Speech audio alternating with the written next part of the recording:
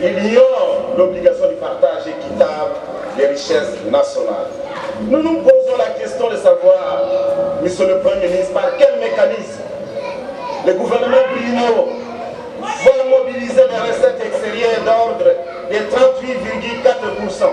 Pendant que le pays a rompu les programmes formés avec le Fonds monétaire international et la Banque mondiale. Le pays n'a pas accès aux appuis à la balance des paiements et au budget, ainsi qu'aux ressources à long terme pour le programme d'investissement. Il serait indiqué que le Premier ministre nous ait parlé de ce chapitre de mobilisation des recettes qui manifestement serait irréaliste. Sur le plan économique, Monsieur le Président, la situation économique désastreuse de la RDC remonte aux 3 décennies du XXe siècle.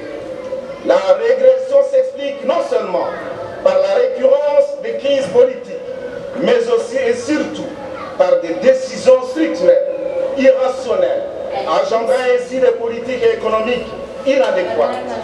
À titre d'exemplatif, les politiques d'échange téméraires ont eu pour conséquence la décroissance économique, un très faible effort de mobilisation des ressources et inflation. Les recettes internes de 61,6% que nous estimons faibles. Face à ce faible niveau de mobilisation des ressources propres au promis, le gouvernement a donc offert à la République démocratique du Congo un budget non adapté aux réalités du pays.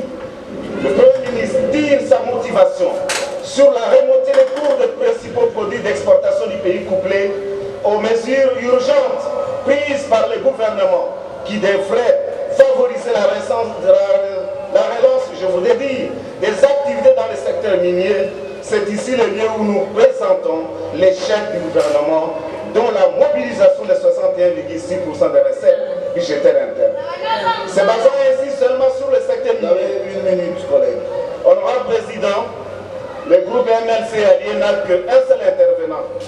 Nous suggérons plutôt au Premier ministre de diversifier l'économie en lieu et place de fixer un seul secteur, dont le secteur minier. Si je peux alors aller vite, honorable Président, le peuple congolais n'attend qu'une seule chose, honorable Président. Nous voulons le bulletin pour aller aux urnes, honorable Président.